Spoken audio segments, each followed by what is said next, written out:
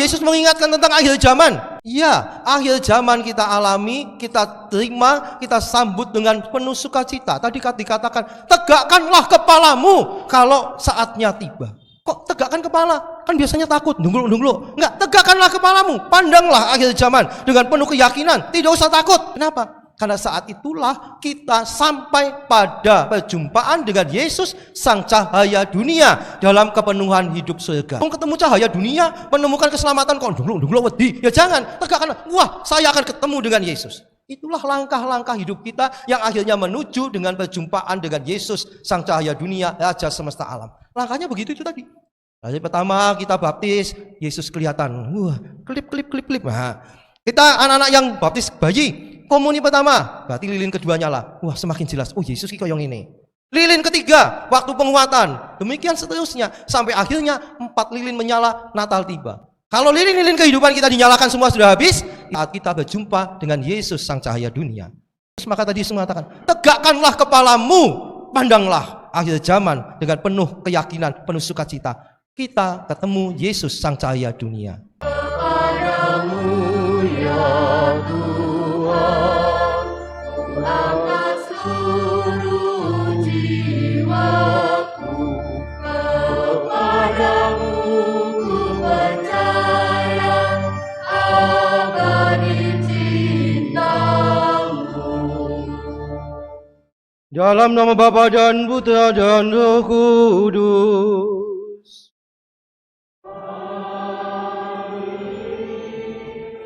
Tuhan bersamamu.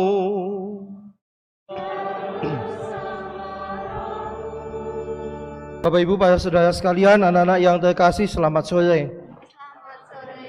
Hari ini kita memulai masa Advent kita, tahun baru liturgi yang kita masuki bersama setelah kita melewati perayaan Kristus Raja pada minggu yang lalu.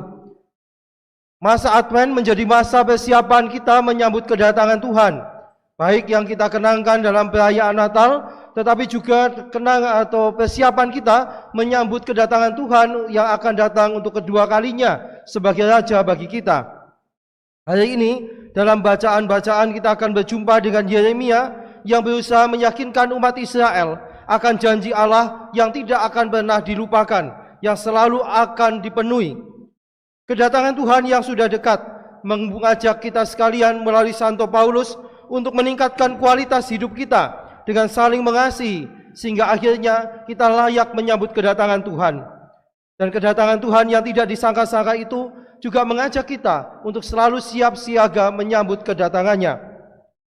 Baiklah sekarang dalam keheningan kita menerima percikan air suci yang mengajak kita untuk mengenangkan pembaptisan kita, sehingga kita sungguh menjadikan masa Advent persiapan untuk menyucikan diri kita untuk layak menerima kedatangan Tuhan Yesus.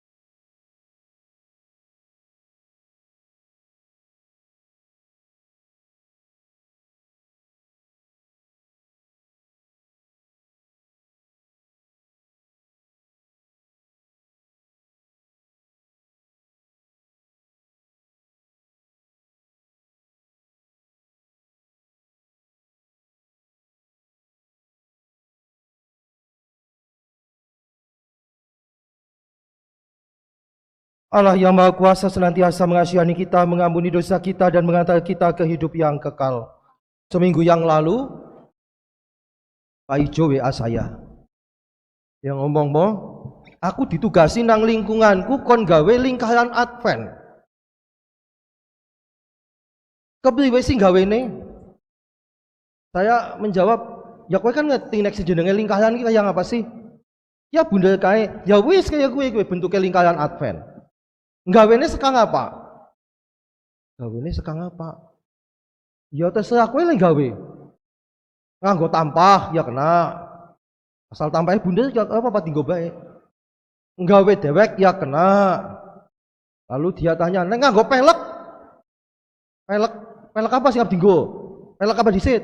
Ya pelek ban, ya ban apa disit? Ban pit ya ono, tapi nek ban mobil apa ban truk ya usah. Bapak Ibu bisa membayangkan ya, lingkaran Advent nggo ban truk tonton ngono kuwi kan nyusah-nyusahna wong kuwi. Lalu dia mengatakan, "Kae lho, pite Mbah Bejo kan ana peleke, Gus. Lah nek pelek lagi dinggo ya jadi copoti." Ini Pak Ijo tuh modelnya senengnya golet gampang ngono lho. Daripada golet tampah golet tuh wis pite Mbah Pak Ijo bae, bannya dicopot peleke dinggo. Tentu tidak boleh. Lalu dia mengatakan, "Jarene kuwi bundelane kon dibungkus dibuntel nganggo godhong ijo." Iya, godhong gedang entuk. Saya mengatakan godhong gedang nggo buntel panganan entuk. Nek lingkaran Advent ya aja. Terus nganggo apa? Kene kebone Bapak Ijo paling akeh iki godhong gedang. Saya mengatakan godhong gedang enake bungkus lempel malah kepenak kae. Dipangan ya enak. Lalu dia tanya macam-macam. Lalu saya hanya menjelaskan, pokoknya lingkaran Advent iki ngene. Wis digawe kaya gue. Kaya gue? Iya, gawe ngono.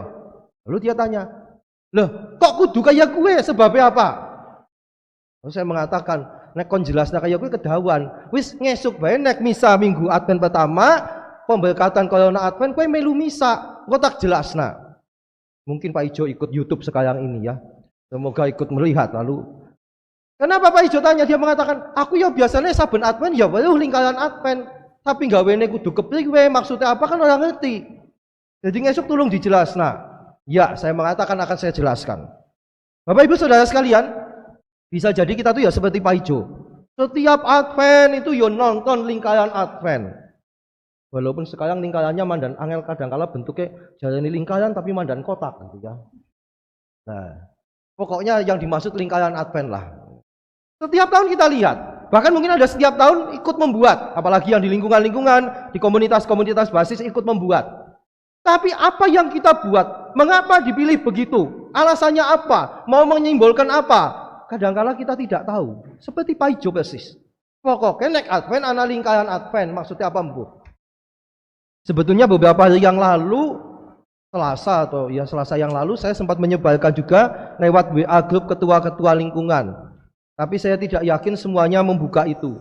Maka kesempatan ini saya mau menggunakan untuk menjelaskan mengenai lingkaran Advent. Karena cuma setiap tahun dibuat, dipasang, tapi kalau tidak tahu maknanya, saya akan pindah ke sana.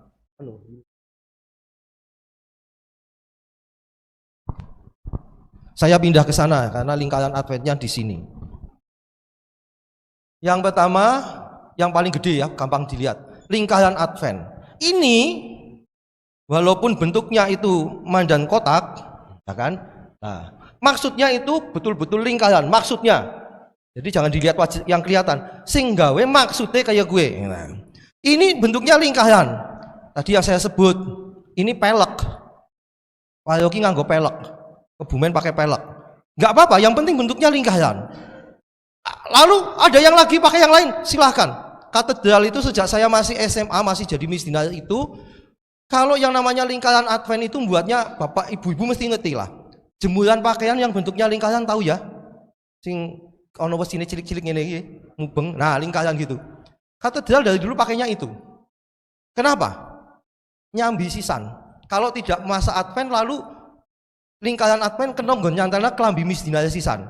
Sampai sekarang masih dipakai. Enggak apa-apa. Jadi kalau bapak ibu di rumah punya kayak gitu mau bikin lingkaran Advent pakai itu silahkan. Lalu supaya ada wadah lilinnya, kayak kandela lilin yang kayak gini, tapi bukan yang kuning, yang aluminium yang murah itu, sepasang 70.000 apa 50.000 kayak, diikat di situ. Kalau sudah masa Advent selesai, copoti maning, go lilin maning. Begitu. Bentuknya lingkaran. Karena lingkaran ini apa? Menggambarkan sesuatu yang tidak jelas awal dan akhirnya. Karena sambung, awal sekaligus akhir. Di situ awal lagi, akhir lagi, mubeng nggak selesai-selesai. Itulah siklus hidup kita. Tahun berganti tahun, setiap kali ketemu tahun baru lagi. Demikian juga liturgi kita. Minggu Advent pertama adalah tahun baru liturgi. Nanti tahun depan kita akan ketemu Advent lagi, begitu. Jadi tahun liturgi ini dimulai dengan Advent, nyambung ke Natal dan sebagainya, ada Pasca, nanti Minggu Biasa, sampai lagi Kristus Raja, nyambung. Itulah kehidupan kita. Tidak ada hentinya. Bahkan kehidupan kita setelah hidup di dunia pun tidak akan berakhir begitu saja, karena akan disambung dengan hidup kita bersama dengan Allah dalam hidup yang kekal. Maka dibentuk modelnya lingkaran. Lingkaran Advent aslinya itu bukan dicagak, digantung. Jadi lingkaran begitu, ya katakan beginilah ya, ini lingkaran, lalu tengah-tengahnya ada rantai atau tali yang cukup kuat, 4 dibuat begitu, lalu di dekat mimbar sabda, sebetulnya semua lilin Paskah dan sebagainya dekatnya mimbar sabda.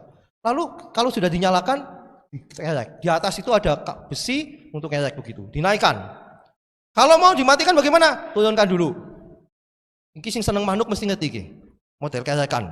Diturunkan, dimatikan, naikkan lagi. Kalau mau misa, turunkan dulu, dinyalakan, naikkan lagi. Begitu. Jadi tidak.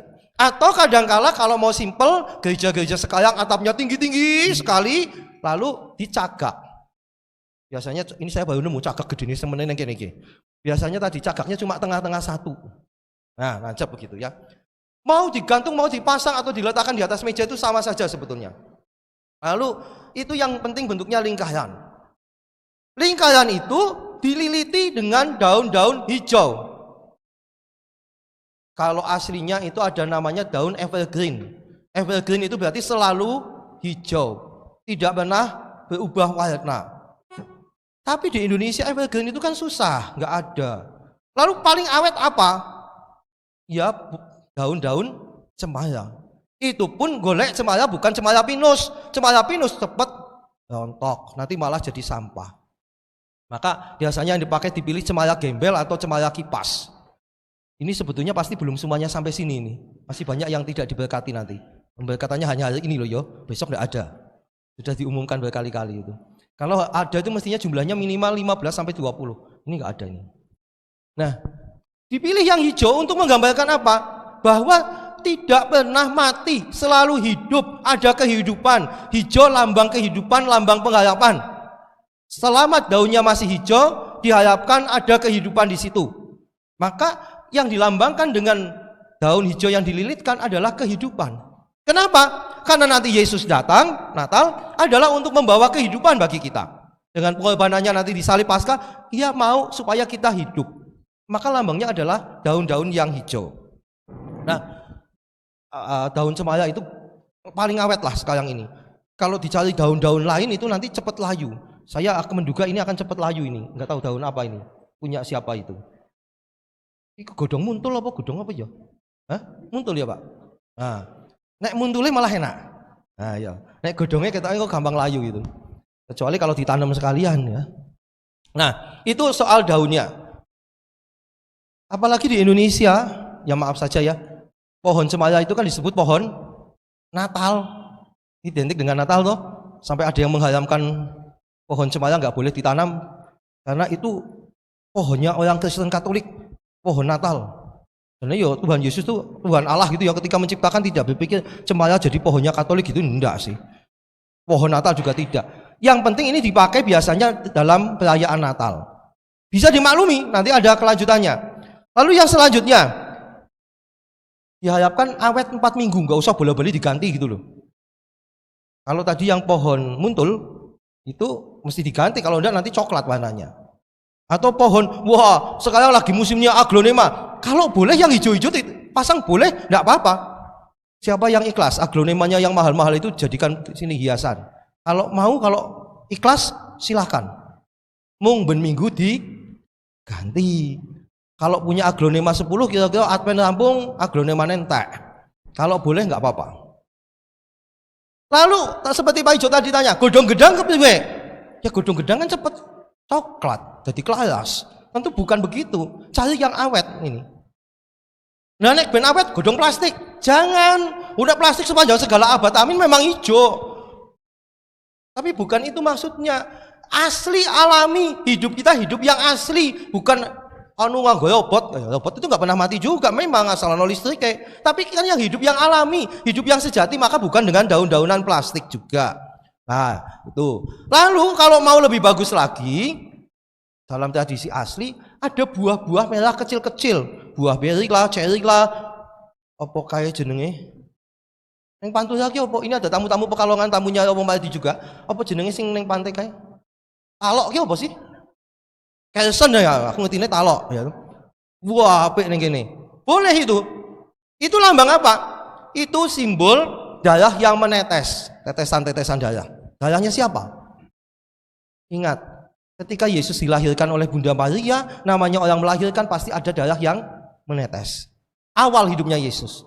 Nanti akhir hidup Yesus juga ada darah yang menetes. Siapa darahnya siapa? Darahnya Yesus yang tertumpah di kayu salib.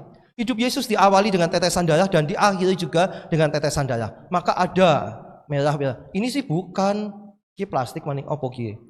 Strawberry mungkin maksudnya ya. Bukan. Asli kudune. Tapi ini jadi ya sudahlah, bagaimana di sini nggak ada strawberry-nya juga sih. Ya sudah. Lalu berikutnya ada 4 lilin. 1 2 3 4. Nah, ini sejak kemarin ada pertanyaan. Apakah lilinnya mesti ungu dan pink? Ya setahu saya ya ketika saya masih kecil sampai mungkin saya digombong itu setelah tahbisan itu dulu putih semua loh, nggak pakai polang-paleng kayak gitu itu. Yang pakai warna-warni ini adalah pakaian liturginya imam. Bahkan misdina pun nggak harus ungu-ungu begitu sebetulnya. Pakaian liturgi imam. Minggu pertama, minggu kedua dan minggu keempat ungu. Minggu ketiga, minggu Gaudete itu warnanya merah muda. Ada yang mengatakan jingga. Sampai sekarang itu masih perdebatan jingga dan pink dengan merah muda, piye bedanya? Agak susah. Warna lilin pada umumnya putih. Kalau mau putih boleh, tapi kalau memang ada yang warna-warni begini silahkan. Maka kemarin saya katakan, kalau punyanya putih semua, enggak apa-apa pakai putih. Kalau mau polang-paleng silahkan. Yang penting lilin. Kenapa? Lilin ini melambangkan Yesus sebagai Kristus sebagai cahaya dunia yang menghadirkan cahaya ilahi, cahaya keselamatan. Ada 4 minggu Advent, ada 4 lilin. Maksudnya apa? Minggu pertama dinyalakan 1 setelah pemberkatan. Minggu kedua nyala 2. Minggu ketiga nyala 3. Minggu keempat nyala 4. Maksudnya begini Bapak Ibu Saudara sekalian. Minggu Advent pertama kan masih cukup jauh dari Natal, ya kan? Cahayanya Yesus itu udah kelihatan, tapi masih kelip-kelip. Natalnya masih jauh. Nanti minggu kedua melangkah masuk minggu kedua Advent, semakin mendekati Natal, cahayanya semakin kelihatan jelas. Maka 2 nyala lilin. Maju lagi. Minggu ketiga Advent, wah Natalnya sudah semakin kelihatan. Nyala cahaya api Kristus semakin jelas. Minggu keempat Advent melangkah lagi, semakin jelas lagi. Maka satu-satu. Menyalakan satu-satu. Sama, ini Jalan Sutoyo ini sering kali mati lampu. Moga-moga digenengi orang mati ke. Biasanya sok diomong mati gitu kan. Moga-moga tidak. Misalkan ya, semua mati. Lalu rumahnya wakil bupati kan ada gensetnya. Wah, dari sana pojokan perapatan alun-alun sisi karena kasih padang-padang apa ya? Lalu mendekat. Semakin padang nih, semakin mendekat lagi, semakin jelas. Nah, itu sebetulnya cahaya Kristus semakin dekat Natal akan menjadi semakin jelas. Maka 1 demi 1. Nyalanya yang mana dulu? Yang ungu dulu. Dulu saya pernah mengatakan ada rekan imam yang waktu itu awal-awal pakai polang-paleng kayak gini, bingung, nggak mudeng. Minggu Advent pertama menyalakan yang pink. Kenapa? Lu sing nom kan dulu pernah disit. Ya bukan. Minggu pertama, kedua, ketiga ini, keempat ungu lagi. Nah minggu ketiga Advent itu namanya minggu Gaudete. Nanti ada kekhususannya. Lilin 4. Lalu lilin ini ada yang mengatakan begini, ada macam-macam yang mengartikan lilin. Jelas lilin cahaya Kristus, tapi ada yang mengatakan lilin yang pertama lambang bapak-bapak bangsa, Abraham, Ishak dan Yakub. Lilin yang kedua melambangkan nabi-nabi perjanjian lama, Yesaya, Yeremia, Yesiel dan teman-temannya. Lilin yang ketiga menggambarkan Yohanes Pembaptis. Khusus ini Yohanes Pembaptis. Kenapa? Dia yang mengajak ada pertobatan. Lilin yang keempat, lilinnya Maria. Jadi semakin dekat dengan Yesus. Ada yang mengatakan lilin pertama lilin pengharapan, lilin kedua kesetiaan, lilin ketiga sukacita, dan yang keempat adalah damai. Boleh diartikan macam-macam. Tapi yang jelas lilin adalah lambang cahaya Kristus. Nah, lalu ada kekhususan lagi. Yang selama ini mungkin kita lupakan. Ini loh, ini bukan asal gawe mangkok. Tadi saya itu juga sempat diskusi panjang. Saya mintanya mangkok biru kayak gini. Lalu Mas Yuli mengatakan, mau nek ijo? Tidak. Kalau putih, sini ada yang putih. Enggak. Pak Anto juga mencarikan dapatnya ungu. Oh tidak. Loh, ngapa sih? Ini juga ada artinya Bapak Ibu Saudara sekalian. Di masa Advent, kita kenangkan Yesus yang akan dilahirkan oleh siapa? Maria. Maka warna birunya ini adalah lambang Bunda Maria. Bahwa Yesus sang cahaya dunia saat ini ada di dalam diri, di dalam rahim Bunda Maria. Maka warnanya birunya Maria. Ini penuh. Jadi sak lingkaran ki isinya simbol-simbol kabeh, bukan asal-asalan. Katakan lingkaran Advent dipasang di tempat yang bisa dilihat oleh seluruh umat. Maka kalau dulu digantung itu kan kelihatan dari mana-mana. Sekarang ditempatkan di sini dan sebagainya. Oke. Lalu yang terakhir ini, Bapak Ibu Saudara sekalian seringkali melihat kalau di film-film apa itu di film barat sana itu ya, itu kan kalau Natal itu di pintu itu ada lingkaran hijau, ada tulisannya Merry Christmas gitu kan. Itu bukan sengaja dibuat untuk itu. Setelah 4 minggu Advent selesai, Natalan, lalu ini dicoplok, ditempelkan di pintu. Jadi yang nempel di pintu lingkaran itu selamat Natal itu bukan dibuat untuk Natalan tok, tapi adalah bekas lingkaran Advent. Adventnya selesai diganti Natal. Ini simbol yang kita pakai setiap saat. Nah, juga kalau tadi kita lihat sekilas bacaan pertama kitab Yeremia, Yeremia mengingatkan kepada bangsa Israel bahwa janji Allah tidak akan hilang, selalu dipenuhi. Setiap janji Allah, Allah adalah Allah yang setia, yang menyertai seluruh perjalanan hidup manusia, bangsa Israel dan juga kita. Itu juga sebetulnya jelas lewat lingkaran ini. Sepanjang lingkaran itu tidak pernah terputuskan kasih Allah. Kehadiran Allah selalu menyertai kita. Tidak pernah selesai, selalu ada. Begitu selesai selalu Allah menyertai lagi. Satu peristiwa kita lewati dalam hidup kita, Allah selalu ikut. Itu kesetiaan yang juga digambarkan dengan lingkaran yang utuh. Cincin perkawinan itu bentuknya lingkaran, tidak pernah selesai. Kasih Allah itu juga tidak pernah selesai, digambarkan juga lewat lingkaran Advent ini. Lalu Yesus mengingatkan tentang akhir zaman. Ya, akhir zaman kita alami, kita terima, kita sambut dengan penuh sukacita. Tadi dikatakan, tegakkanlah kepalamu kalau saatnya tiba. Kok tegakkan kepala? Kan biasanya takut, dungluk-dungluk. Enggak, tegakkanlah kepalamu, pandanglah akhir zaman dengan penuh keyakinan, tidak usah takut. Kenapa? Karena saat itulah kita sampai pada perjumpaan dengan Yesus, sang cahaya dunia dalam kepenuhan hidup surga. Maka mau ketemu cahaya dunia, menemukan keselamatan kok dungluk wedi. Ya jangan, tegakkanlah. Wah, saya akan ketemu dengan Yesus. Itulah langkah-langkah hidup kita yang akhirnya menuju dengan perjumpaan dengan Yesus, sang cahaya dunia, raja semesta alam. Langkahnya begitu itu tadi. Hari pertama kita baptis, Yesus kelihatan. Wah, klip. Nah, kita anak-anak yang baptis bayi, komuni pertama, berarti lilin kedua nyala. Wah, semakin jelas. Oh, Yesus iki koyo ngene. Lilin ketiga, waktu penguatan. Demikian seterusnya. Sampai akhirnya 4 lilin menyala, Natal tiba. Kalau lilin-lilin kehidupan kita dinyalakan semua sudah habis, itulah saat kita berjumpa dengan Yesus sang cahaya dunia. Yesus maka tadi mengatakan, tegakkanlah kepalamu, pandanglah akhir zaman dengan penuh keyakinan, penuh sukacita. Kita ketemu Yesus sang cahaya dunia. Amin. Selama masa Advent ada pendalaman iman Advent. Pendalaman iman yang pertama telah berlangsung pada pekan ini. Untuk selanjutnya pendalaman iman akan dilaksanakan tetap di dalam komunitas basis masing-masing setiap hari Kamis. Setiap hari Kamis biasanya jam 7 malam atau sesuai dengan kesepakatan komunitas basis, Kamis di komunitas basis masing-masing. Jadi sekali lagi hari Kamis mohon tidak membuat acara lain selain pendalaman iman sampai pendalaman imannya selesai, tanpa diropel, tanpa didobel. Ben cepet rampung 1, 2, 3, 4 jadi siji. Bukan. Ini berjalannya bertahap. Kalau Bapak Ibu melompat nanti kejungkel. Maka pelan-pelan setiap minggu satu bahan. Untuk lebih menyiapkan para pemandu, maka setiap hari Senin jam 5 petang, para pemandu silakan yang merasa butuh untuk dibekali datang di aula paroki ini, kita omong bersama, kita siapkan bersama bahan pendalaman untuk pekan itu. Senin besok akan mendalami bahan untuk pendalaman kedua dan seterusnya. Yang ketiga, pengumuman ketiga, keuskupan kita memiliki seminari tinggi tahun rohani. Tetapi di sana juga ada seminari tahun pengolahan panggilan atau TPP. Yaitu bagi teman-teman kaum muda yang lulusan SMA yang ingin menjadi imam laki-laki. Jangan perempuan kepingin jadi imam ya. Yang laki-laki kepingin jadi imam, lulus SMA, bisa nanti mendaftar ke seminari tahun pengolahan panggilan.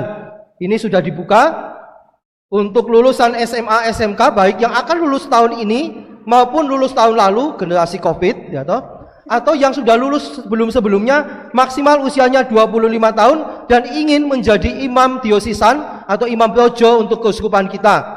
Untuk lebih jelasnya nanti bisa tanya kepada Romo Tejo, Pastor Paroki Kebumen. Ini beberapa pengumuman. Sebelum mohon berkat Tuhan, terima kasih kepada teman-teman SD apa SMP tok ya? SMP. Yus, tak pikir SD ini gede-gede teman ya. Saya senang teman-teman mau melayani dalam perayaan liturgi ini. Bapak Ibu Saudara sekalian, saya kagum kepada lektornya tadi, membaca dengan baik, dengan jelas, bukan hanya ndungklo tapi juga memandang umat. Bu latihannya pirang sasi gitu. Latihannya berapa bulan? Lektornya 2 kali apa mana sebulan latihan lebih mantep. Saya mengharapkan petugas itu ya siap latihan, jangan mak bedunduk teko moco, mandege sewayah-wayah. Itu kalau lalu lintas berhenti sewaktu-waktu ditubruk sekang buri gitu. Bondong. Kok elek temen le moco begitu ya. Maka baik dilatih, disiapkan seperti tadi. Terima kasih atas kebersamaan dan doa-doa kita dalam perayaan ini. Mari kita tutup perayaan kita dengan mohon berkat Tuhan. Tuhan bersamamu.